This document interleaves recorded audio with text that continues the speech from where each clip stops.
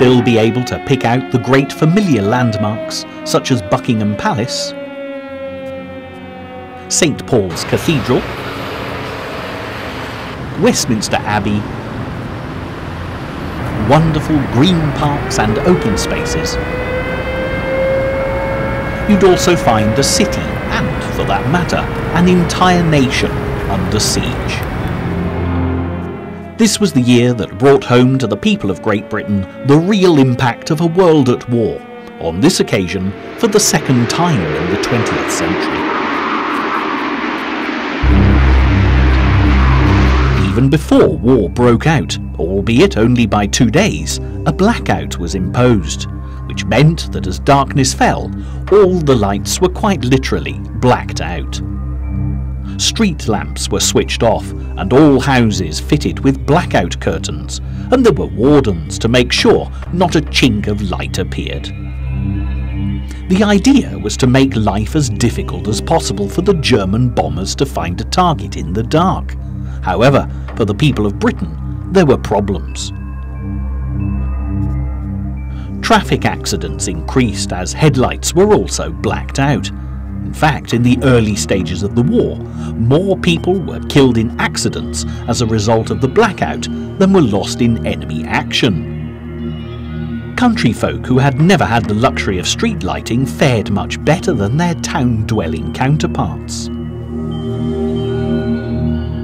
Towards the end of 1940, the blackout had little effect when it came to protecting the people of Britain and Londoners in particular. The Blitz was the term used for Adolf Hitler's bombing campaign, designed to break the morale of the British people and force them into submission. The attack was sustained night after night as people had to learn to live with the constant threat of death.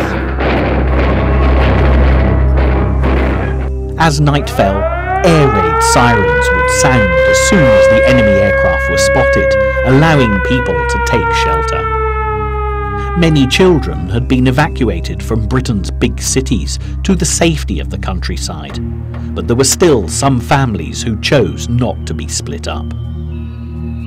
In London, thousands of folk sheltered in underground railway stations, where a spirit of camaraderie developed that even the constant bombing couldn't break. Each night, the skyline of London was illuminated by explosions and fires, and each morning people would emerge to survey the damage. There was no distinction between rich and poor for the bombers. Buckingham Palace was damaged just like the thousands of East End slum houses that were hit. Some found their homes and possessions were nothing but a pile of rubble. Others lost loved ones, and many were left with nothing but the clothes on their backs and the gas masks which they carried at all times. The government had issued gas masks at the beginning of the war, expecting huge casualties as the result of poison gas. Children were issued with Mickey Mouse nicknamed gas masks in the hope that they wouldn't be afraid of the definitely alarming contraptions. Although when you think of the Blitz, London immediately springs to mind, many other cities were also badly damaged. In the campaign, Plymouth, Birmingham, Liverpool and Coventry all suffered, with Coventry in particular facing a devastating onslaught. On a cold and frosty night, the Germans targeted Coventry with the clear light of the moon to guide their way. It was an act of war that is still talked about by present-day inhabitants of Coventry. However, the numbers are ever decreasing of those who actually recount the story of that night from personal experience. And as time goes on, all that will be left is their recorded testimonies, a precious archive indeed for future generations.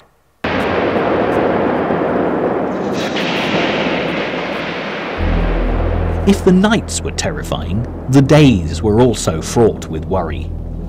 All fit young men were called up to join the Army, Navy or Air Force. As the war continued, this included those men aged between 18 and 41. which left few on the home front, as British forces were sent to Europe, the Far East and Africa. Scientists and engineers were excluded from the draft, as their jobs were of vital importance to the war effort, and those not deemed fit enough for the forces often joined the Home Guard. Nicknamed Dad's Army because of the advanced years of many of their members, they trained in preparation for an enemy invasion, something that they all took very seriously, despite being the good-humoured butt of many a wartime joke. With the men of Britain quite literally away for the duration, life for the nation's women changed very dramatically. As well as caring for and feeding their children, they worked in the factories, taking the men's places on the production lines, playing a vital role in the manufacture of munitions and vehicles for the troops.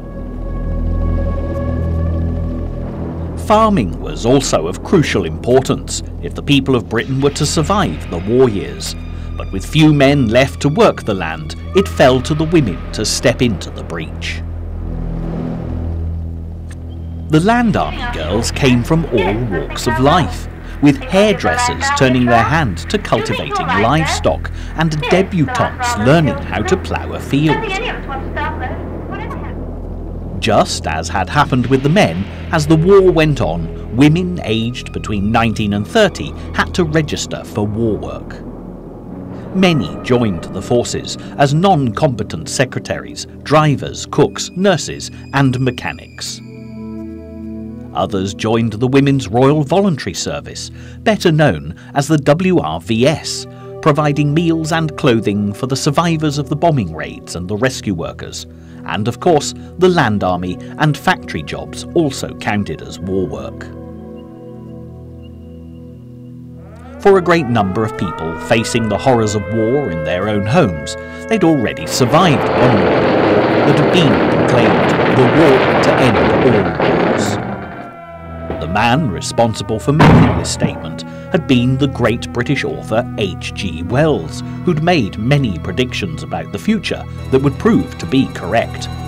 However, on this occasion, very sadly for the sake of all humanity, his rhetoric about World War I was no more than wishful thinking.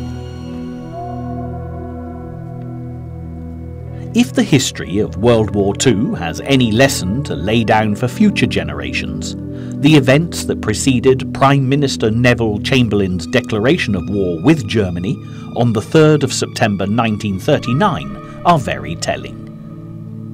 It's a journey that takes us right back to the end of World War I in 1918. A politically minded Austrian citizen who'd fought for the German army by the name of Adolf Hitler developed a very loud voice that he was determined the rest of the world would listen to, whether they liked it or not.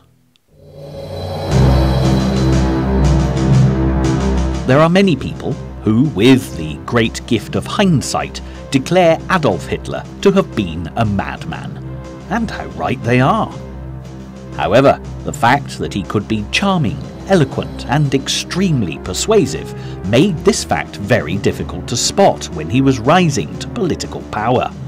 And it's a salutary warning to every future generation that an excellent politician is not necessarily all that they might seem. Hitler was most dangerous because he was able to incite the people of Germany to follow him, democratically voting the dictator into high office. He was able to do this by playing on the extreme sense of injustice felt by the nation after World War I. Born in what was in his day Austria-Hungary, on the 20th of April 1889, Adolf Hitler developed an anti-Semitic view even from his school days.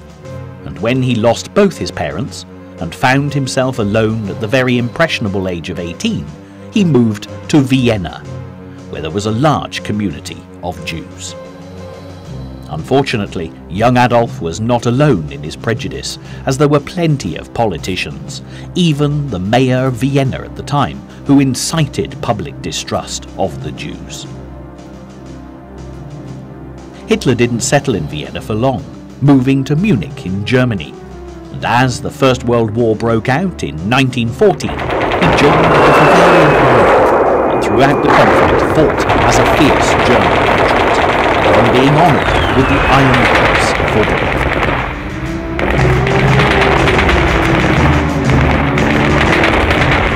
When armistice came in 1918 with the German surrender, Hitler, like many fellow patriots, refused to accept that the army had actually been defeated and blamed the country's politicians for capitulating. The victorious Allies were determined that Germany would pay for their aggression, and with the Treaty of Versailles imposed an enormous war debt, forcing Germany to admit sole responsibility for the conflict. Also, valuable industrial land was stripped from them, and the German military disbanded in every form, with all the armament factories being destroyed. For Adolf Hitler, the world of politics beckoned, and as it became evident that Germany would never be able to pay its war debt, and living conditions for ordinary Germans spiralled into terrible hardship, he and like-minded colleagues stepped forward to offer words of comfort.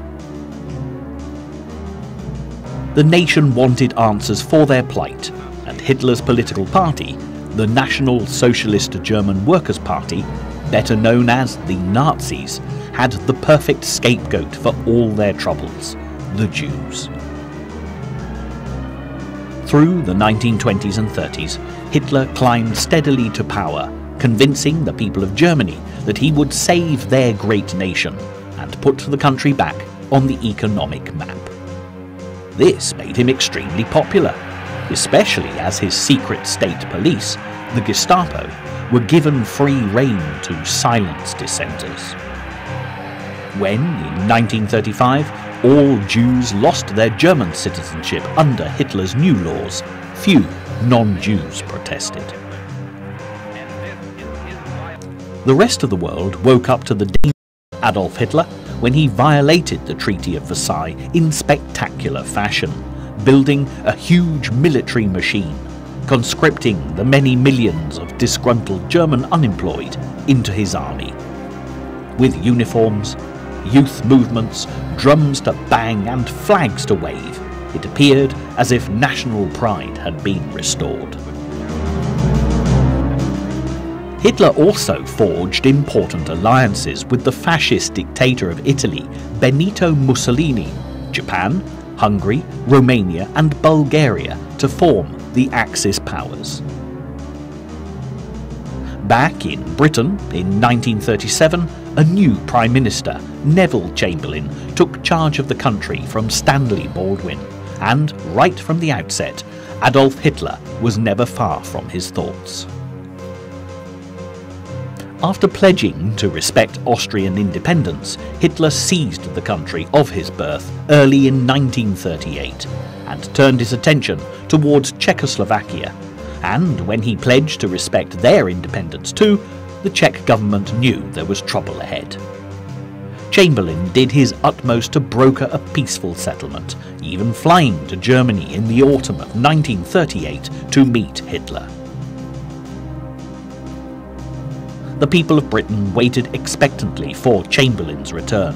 Crowds gathered at the airport to see him wave a peace pact signed by Hitler and Mussolini. War had been averted, quite literally at the 11th hour, and Chamberlain was given a hero's welcome, received by the King and Queen at Buckingham Palace and cheered by even bigger crowds outside number 10 Downing Street. Chamberlain proclaimed to the waiting nation and the rest of the world, "I believe it is peace in our time."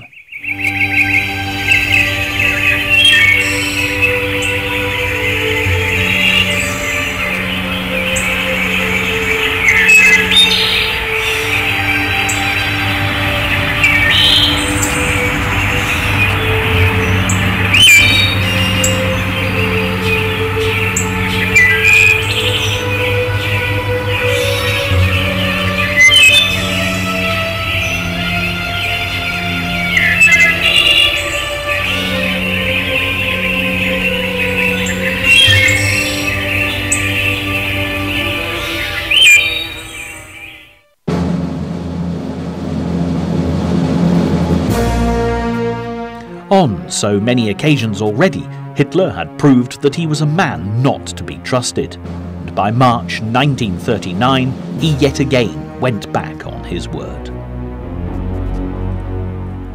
Without any warning, the German army marched into Czechoslovakia, shattering any hope of peace, and to make matters worse, the Nazi war machine immediately set its sights on Poland. Chamberlain and the British government, along with the French, offered a guarantee of safety to Poland, seemingly secure in the knowledge that negotiations were underway with the Russians to form an alliance. But Adolf Hitler was one step ahead, and in August 1939 he secured a non-aggression pact with Russia, which left him a clear route into Poland. As far as Hitler was concerned, Britain and France hadn't stood up to him yet, and he believed that there would be no change now. After all, why would they go to war over Poland? There was no attempt to explore diplomatic avenues, and on the 1st of September 1939, the Nazis marched straight into Poland.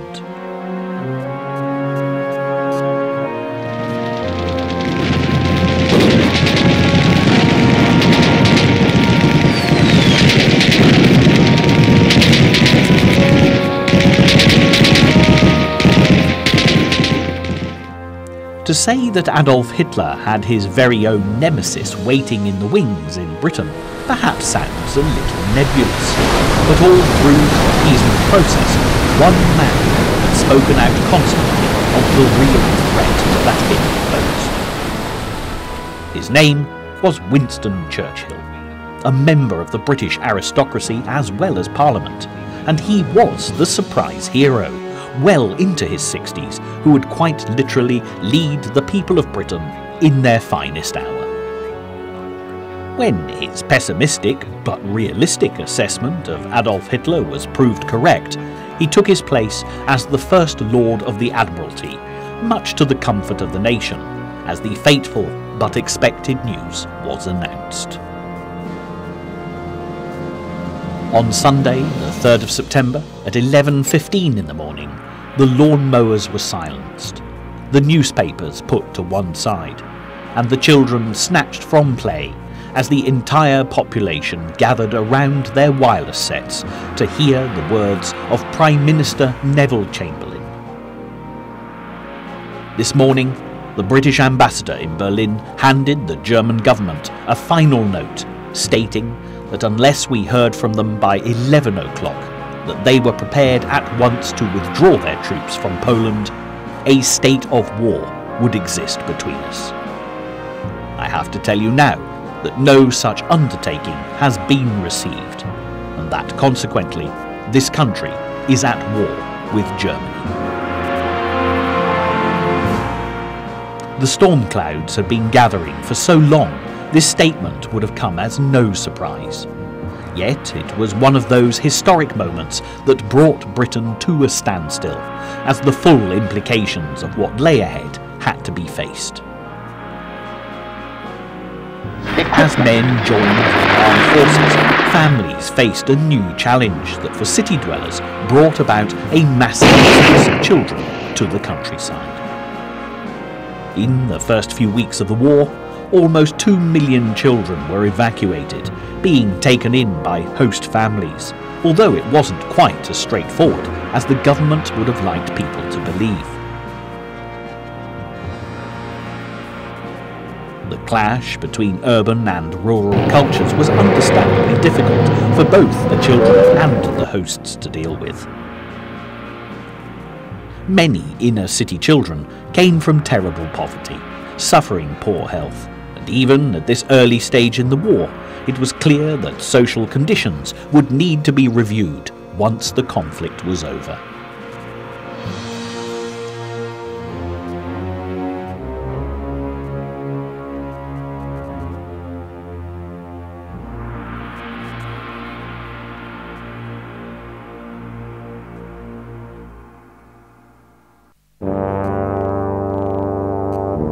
The terror of anticipation gave way to an uneasy calm through the remainder of 1939, and it was even dubbed the Phony War.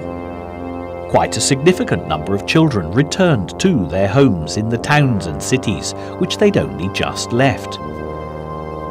But this was definitely the lull before the storm, and as Britain learned to cope with the introduction of food rationing in the January of 1940, Hitler continued to threaten Europe and Scandinavia. Despite his assurances to the contrary, Hitler invaded first Denmark and then Norway. The Norwegians fought fiercely, as had the people of Poland, to stem the tide of the Nazi advance, but to no avail. The German war machine thundered on relentlessly.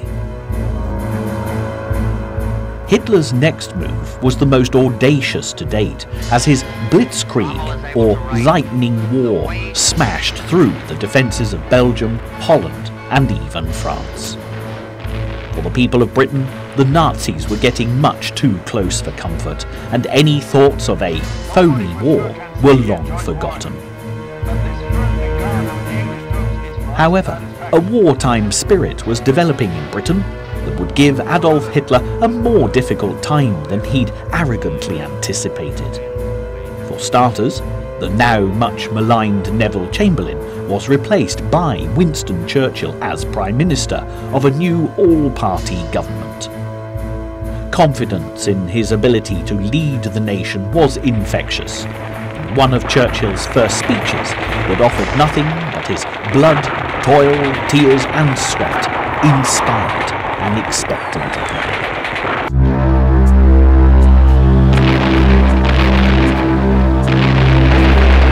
With Hitler storming through continental Europe, the British Expeditionary Force in France were in terrible trouble, and alongside the Belgian and French soldiers battled their way northwards, defeated and struggling with every step to escape the advancing German army.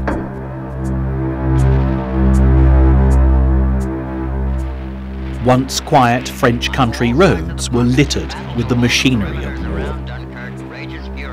This was a military disaster beyond compare.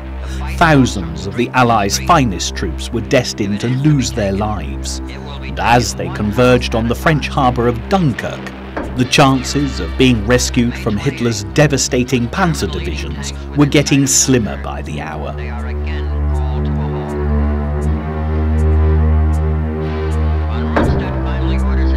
Back in Britain, the Admiralty prepared to send destroyers and transport ships, but considering the shallow waters along this stretch of coastline and the tide patterns, the most they could hope to rescue would be 30,000, leaving almost 1/3 men at the mercy of the Germans.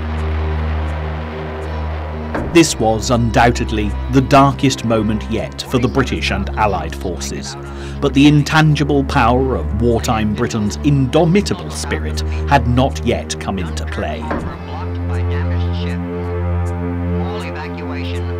All along the south coast of England, the call went out for civilian craft to accompany the Royal Naval ships, and the public response was phenomenal.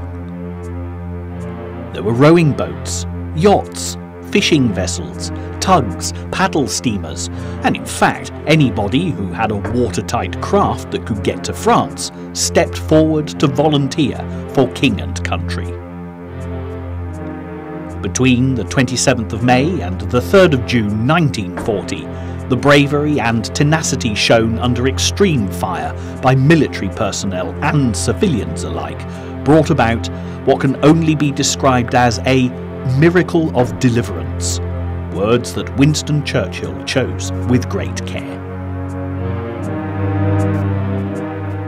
The incredible result was that 226,000 British and 110,000 French troops were carried safely back to England, as the little boats ferried the men to the bigger ships, and even in some cases, all the way home. Not that there was ever any let-up from the Germans, who had the Allies on the run. Those who remained on the beaches to stem the tide of the advancing Nazi army faced certain death or capture, and the RAF battled furiously against Hitler's Luftwaffe to protect the exhausted soldiers on the open decks who would otherwise have been sitting ducks. Dunkirk was a massive defeat. There's no question of that fact, and it highlighted just how vulnerable and unprepared the Allies were to face the Nazi war machine and Adolf Hitler's determination to achieve global domination. However, the forging of a fighting spirit in Britain and the occupied countries of Europe to resist their German conquerors would certainly be instrumental in the eventual demise of Adolf Hitler. There was also displayed here, for the Allies' military strategists, a chink in the Führer's armour that at least offered the most precious gift of hope when it had seemed so much would be lost. Hitler was so focused on advancing to take Paris, France's capital, he lost sight, albeit momentarily, of the bigger picture. This provided the Allies with a very brief window of opportunity, which is why the Great Escape from Dunkirk was possible.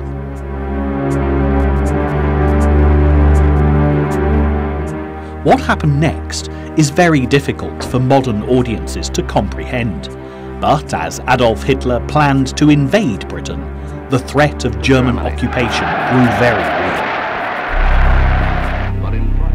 Paris surrendered to the Germans on the 14th of June 1940. The following day, the British government announced that the Channel Islands would not be defended. By the end of the month, the German forces had occupied Guernsey, which was quickly followed by Jersey, Alderney and Sark. To this day, you'll still find reminders of the occupation along the now peaceful beaches of these beautiful islands.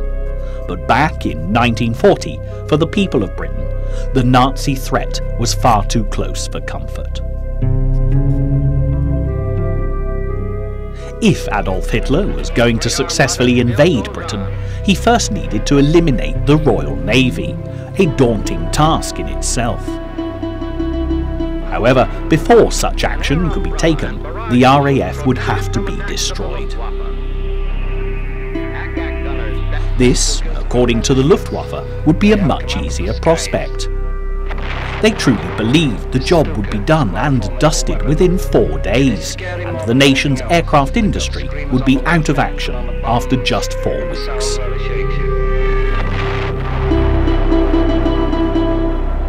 Although there was a degree of arrogance on Hitler's part, on paper the RAF was considerably weaker than the Luftwaffe and distinctly lacking in trained pilots. Yet again, there was no allowance made for the great British spirit of the underdog that refused to be beaten.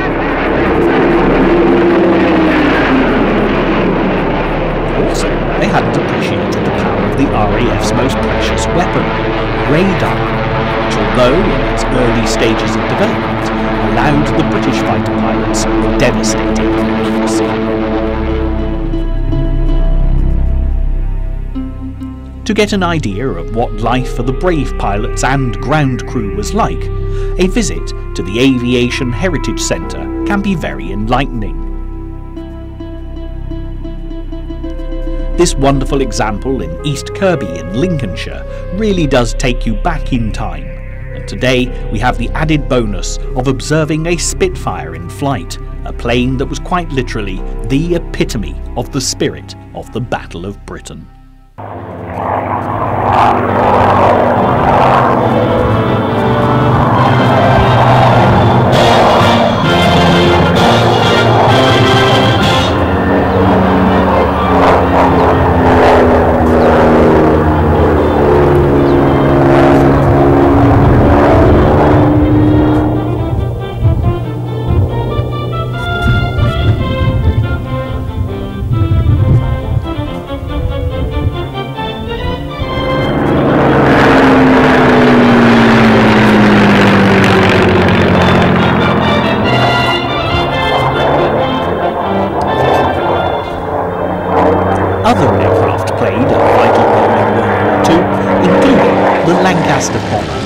A fine specimen which can also be found here at East Kirby. But it was the Spitfire that just the mention of boosted morale.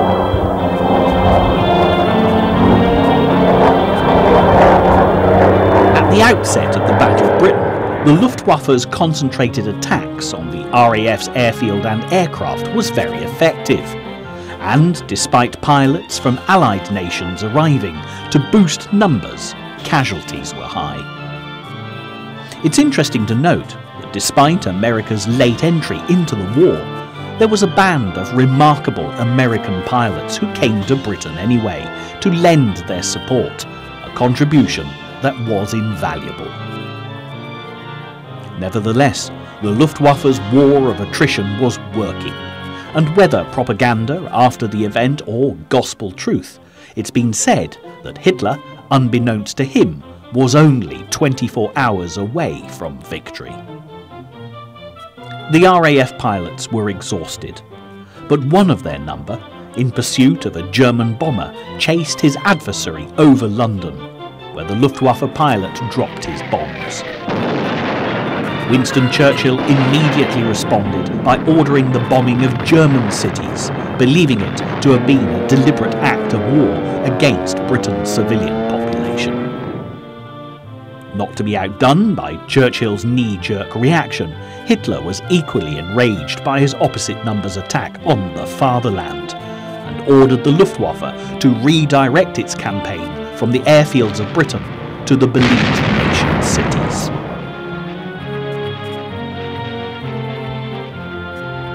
This was just the respite the RAF needed, and with characteristic resilience, trained new pilots and repaired their aircraft to thankfully fight another day.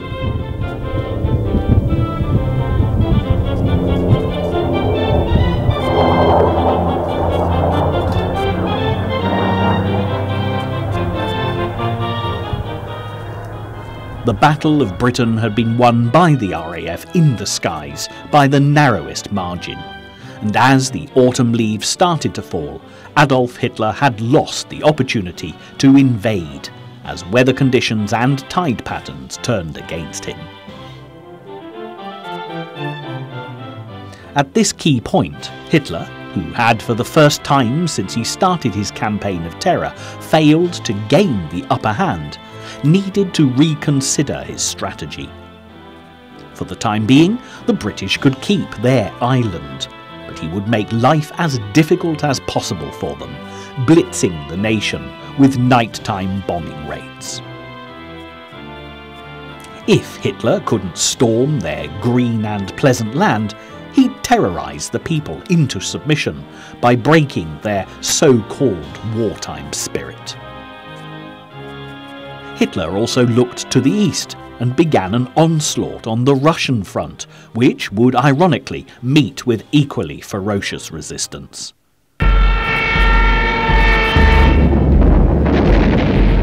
The idea of the Blitz was to force the British into a surrender, and although London definitely took the brunt of the Luftwaffe's relentless attacks, other cities also came under heavy fire. Coventry suffered utter devastation in the heart of the industrial Midlands, and the major south coast ports, including Portsmouth and Southampton, were strategic targets for the Germans. Plymouth was almost levelled to the ground, and many historic buildings were lost along with the men, women and children who died in the attacks.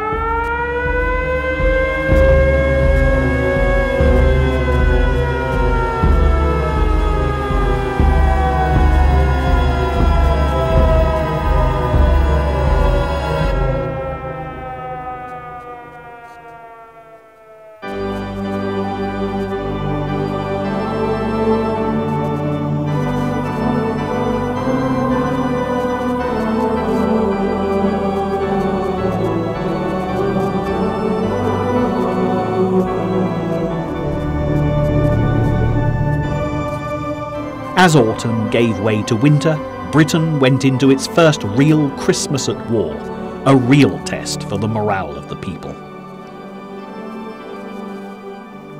thousands of British servicemen had been killed, wounded or captured, and on the home front, many families had experienced the loss of friends or relations. Yet the nation had survived the Battle of Britain, and had Hitler had his way, the Third Reich would have already swallowed them up. So, despite the hardships, there was much to be thankful for. Although rations had become stricter, with bacon, butter, meat, sugar and tea in short supply, the tea ration was doubled for Christmas, and the quantity of sugar permitted increased. Non-rationed food was still available, with wines and spirits still quite plentiful, but at a price. Christmas gifts tended to be very practical, gardening tools and seeds being popular for a nation learning to dig for victory. But at the top of the 1940s must-have Christmas gift list was soap.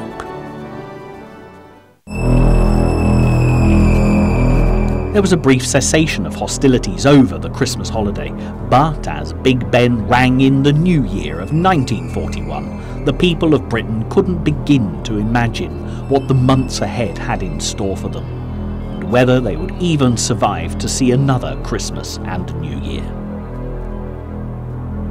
The early part of 1941 brought no let-up in Hitler's Blitz.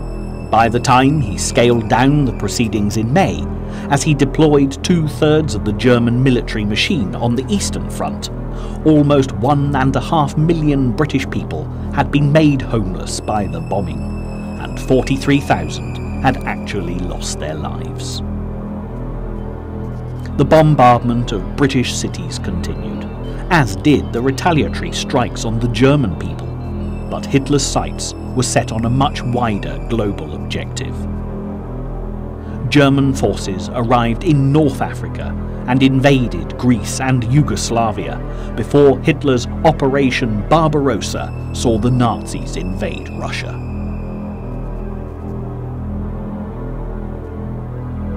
Like that other would-be ruler of the world, Napoleon, from a century and a half earlier, the first skirmishes went against the Russians, as Sebastopol fell and the Germans marched towards Moscow.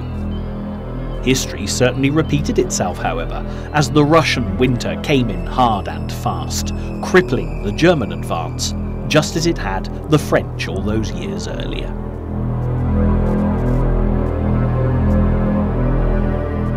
Then, as people's minds turned towards another Christmas at war, the battle arena shifted to the Pacific as the Japanese decided to settle a few scores of their own. Early on the 7th of December 1941, the Japanese launched a devastating attack on the US naval base at Pearl Harbor in Hawaii. It quite literally took the world unawares. The alliance formed by the Japanese with Adolf Hitler had inspired them to further incursions into China, and they then took French Indochina whilst posing a menacing threat to the British colonies in the Pacific.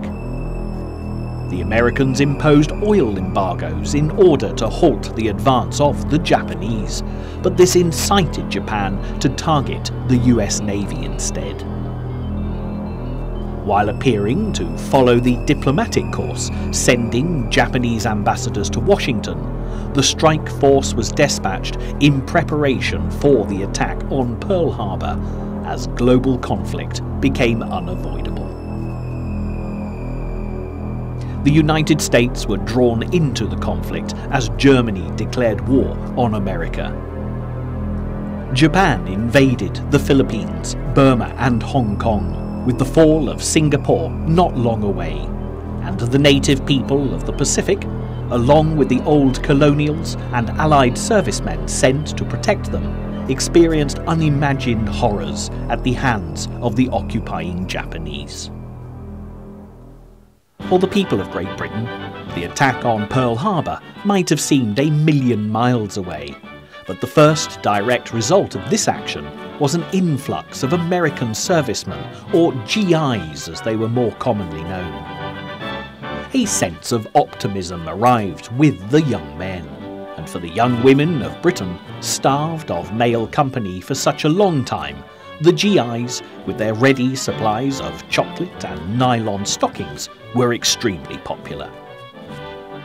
Girls had resorted to having their legs painted with gravy browning and a line drawn up the back of their legs with an eyebrow pencil to give the effect of seamed stockings. For daytime, this was fine, but over-enthusiastic nighttime jitterbugging could give the game away. However, the British men left at home were far from enamoured with the glamorous American visitors, and the complaint went that they were overpaid, oversexed, and over here.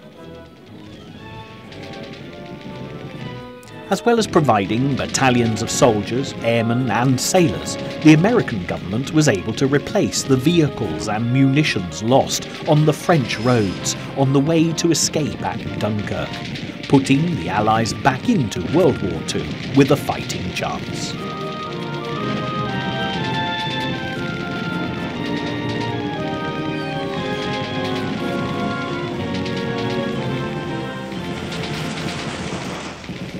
The British wartime spirit continued to stand firm in the face of privations and difficulties, and very slowly the news from overseas started to get better.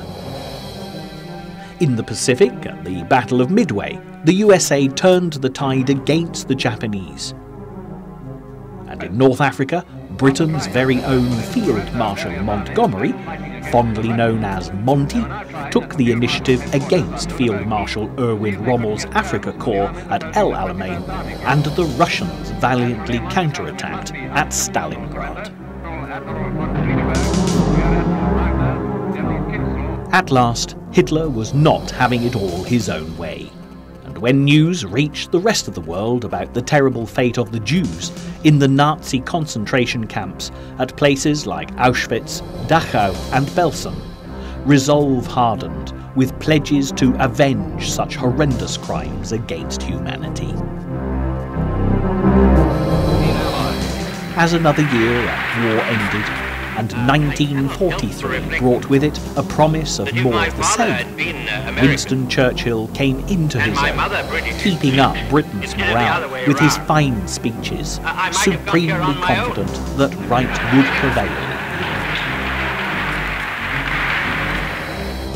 Elsewhere, the Russians were equally as focused, and in February 1943, the Germans were forced to surrender at Stalingrad, Hitler's first major defeat.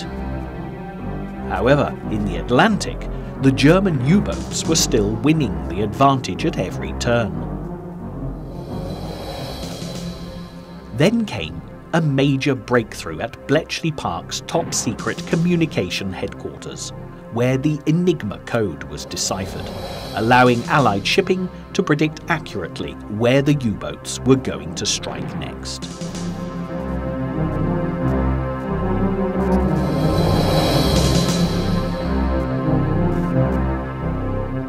Consequently, the battle for the Atlantic was all but over, and as spring gave way to summer, German and Italian forces surrendered to the Allies in North Africa.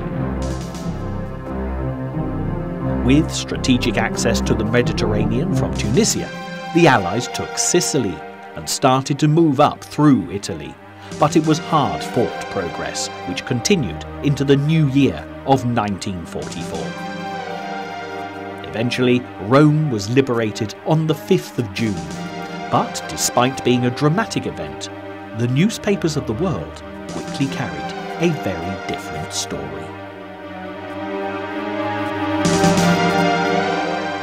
D-Day, the 6th of June 1944, has gone down in history as the beginning of the end of World War II. Sooner or later, the Allies would have to attack the German armies on mainland Europe, and after a great deal of planning, early June was selected when tide conditions were favourable. But things went far from smoothly. For months beforehand, the south coast of Britain had been transformed into an army camp as more than 3.5 million servicemen went into training for the big day. Americans, Canadians, Australians, New Zealanders and Allied forces from all over the world made ready to liberate the Nazi-occupied territories across the English Channel. The British have always been greatly mocked for being a nation obsessed with the weather, but in the June of 1944 there was definite cause for concern as storm force gales hit the Channel.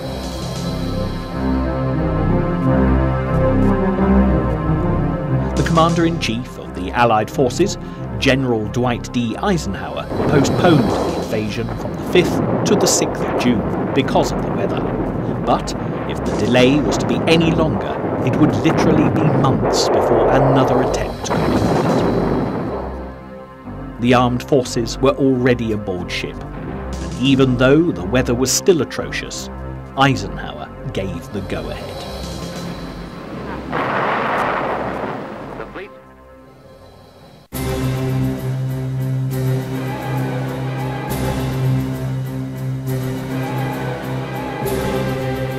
If the D-Day invasion, codenamed Operation Overlord, was to be successful, surprise would be the key element, and quite miraculously, 6,500 vessels transported 130,000 troops across the Channel on that stormy morning without the Germans knowing a thing about it. The RAF, notably Spitfires and Lancasters, kept the skies above clear as the Allied invasion force landed on the beaches of Normandy.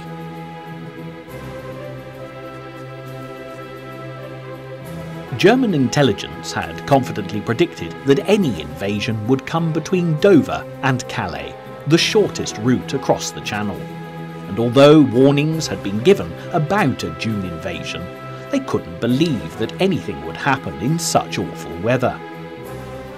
So convinced were they that there was no immediate danger, Rommel, who was responsible for resisting any such invasion, went home to Germany to celebrate his wife's birthday. It was a remarkable coup for Allied intelligence, although there was a worrying incident just days before the planned invasion. The Daily Telegraph crossword, a veritable British institution, had some very worrying answers through May and June.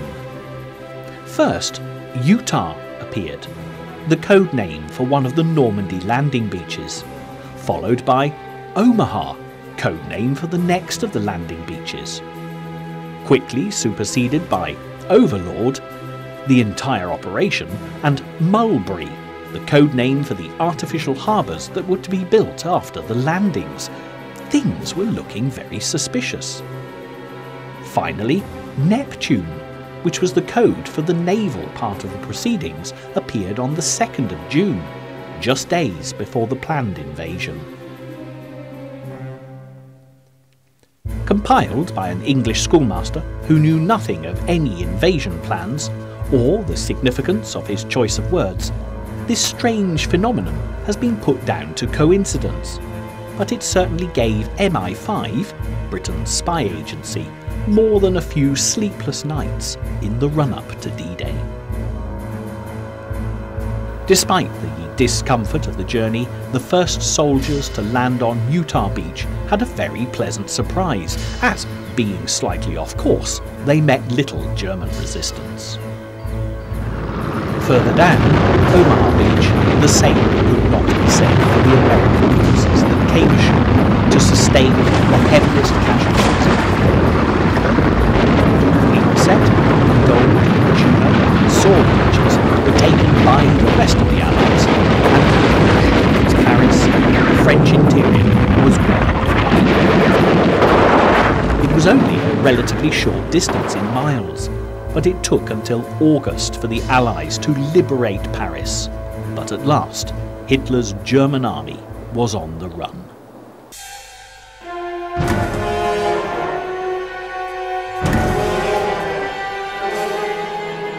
Early in 1945, As the Allies were forging a path through Nazi-occupied Europe, the Russians were advancing on Berlin from the east. The people of Britain could only wait and hope for news that the war was over, as the Russians entered Berlin on the 21st of April with the Allies in hot pursuit.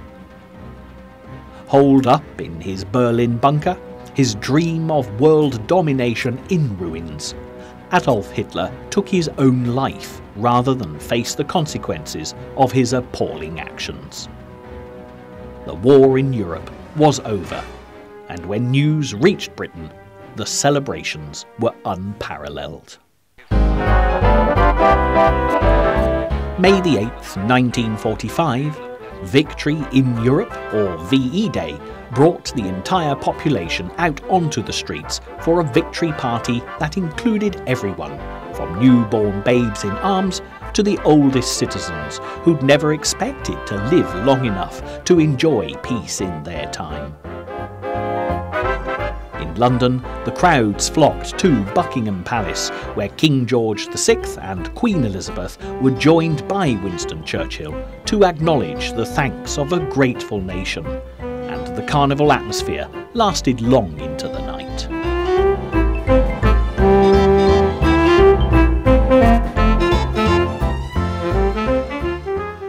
One absentee from the celebrations was Franklin D. Roosevelt, the American president, who'd worked so hard alongside Winston Churchill in the hope of overthrowing tyranny and Nazi domination. Sadly, he died in April 1945, so close to the end of the war, and yet so far away. But the dilemma left to his successor over how to end the war for once and for all was indeed a poisoned chalice. President Harry S. Truman had a terrible choice to make, because the Japanese, tenacious to the last, had their own battles still to fight. Preparations for an invasion of Japan were in place, but casualties would be devastating for the American and Allied forces charged with this daunting task.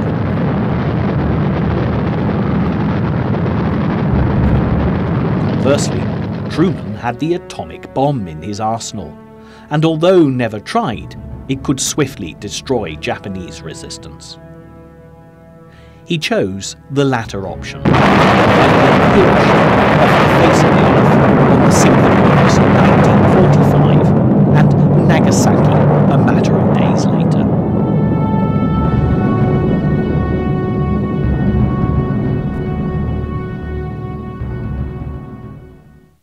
It was all over. The Japanese surrendered on the 14th of August, and the Americans celebrated Victory in Japan, or VJ Day, with the same gusto as the British people had VE Day some months earlier. As Winston Churchill had so aptly put it, never in the field of human conflict was so much owed by so many to so few. The entire population of the world owed their freedom from Nazi oppression to those that gave their lives in the conflict that was World War